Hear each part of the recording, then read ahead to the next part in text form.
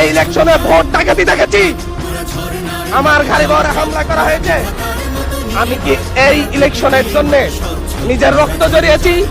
আমি আজকে স্বরাষ্ট্রমন্ত্রী আছেন, মাননীয় প্রধানমন্ত্রী আছেন, আমি এখানে প্রশ্ন করি, আমি কি রক্ত জড়িয়েছি? আমরা রক্ত জড়িয়েছি বলে আপনারা আজকে সংসদে প্রধানমন্ত্রী স্বরাষ্ট্রমন্ত্রী হয়েছেন। রক্ত ঝরার পরে, রক্ত জড়িয়ে গুলিবিদ্ধ হয়ে 3 দিনের মাথায় গুলিবিদ্ধ হয়ে, দয়া করে থামুন। মাননীয় সংসদ সদস্য, আপনার বক্তব্য অব্যাহত রাখুন।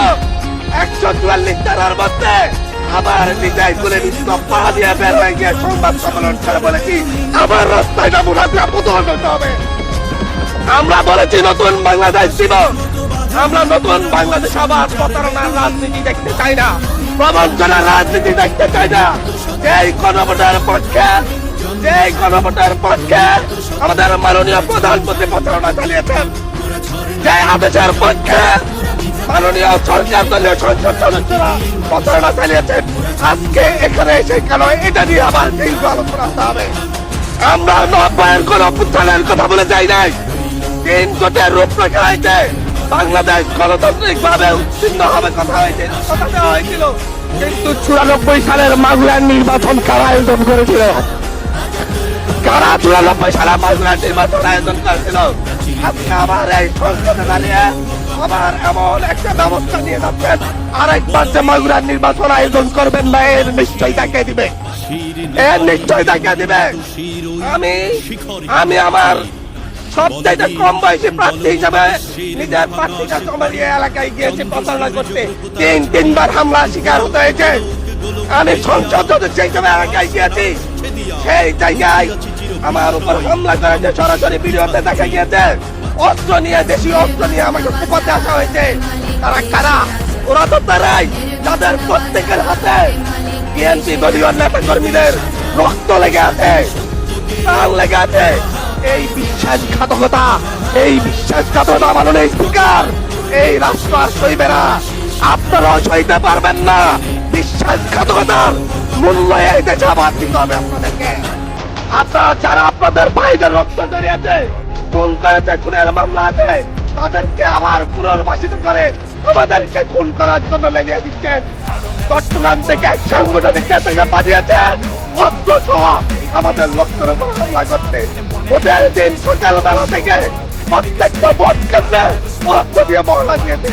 30টা ভোট কেন্দ্রে, 30টা ভোট কেন্দ্রে এনসিপি প্রার্থী, এনসিপি প্রার্থী, বিএনপি 2জন বিদ্রোহী প্রার্থী সহ, বিএনপি 2জন বিদ্রোহী প্রার্থী সহ কারো এদেরকে ঢুকতে দেওয়া হয় নাই।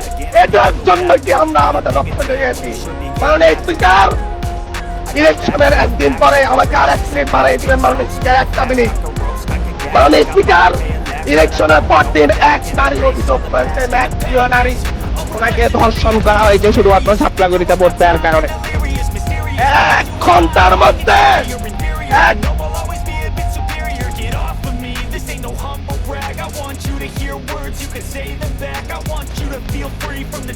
ধন্যবাদ মাননীয় সংসদ।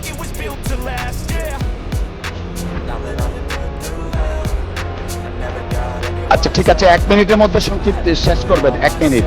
মাননীয় স্পিকার, একজন ভুক্তভোগী নারী অভিযোগ করেছে ওনাকে ধর্ষণ করা হয়েছে ছাত্রদের ভোট দেওয়ার কারণে। আরকেএলএসপি 1 ঘন্টার মধ্যে বলেছে এই ধরনের কোনো ঘটনা ঘটে নাই। আজকে 42 দিন পার হয়েছে, এখনো ডিএনএ রিপোর্ট আসে নাই। মামলা নিতে 3 দিন দেরি হয়েছে। আর সিভিল সার্জন অফিস তদন্ত কমিটি করে দিয়েছে, তদন্ত কমিটির রিপোর্ট জমা দিয়েছে। ভুক্তভোগী নারী যারা না তার তদন্ত রিপোর্ট দিয়ে এসেছে। এই ভয়াবহ পরিবেশ তৈরি কারা করছে? আমার মনে হয় স্বরাষ্ট্রমন্ত্রী আইনের ব্যাখ্যা না দিয়ে, আইনমন্ত্রী আইনের ব্যাখ্যা দিবেন। স্বরাষ্ট্রমন্ত্রীর এসবে মনোযোগ দেওয়া দরকার, স্বরাষ্ট্রমন্ত্রীর মনোযোগ দেওয়া দরকার। সারা দেশে কোথায় কোথায় সন্ত্রাসীরা রয়েছে, সেই সকল সন্ত্রাসীদের তালিকা করে তাদেরকে বিচারের ব্যবস্থা করা দরকার। স্বরাষ্ট্রমন্ত্রীর উচিত ধন্যবাদ মাননীয় সদস্য। নেতা কর্মীরা হত্যার শিকার হয়েছে, তাদের বিচারের ব্যবস্থা করা দরকার।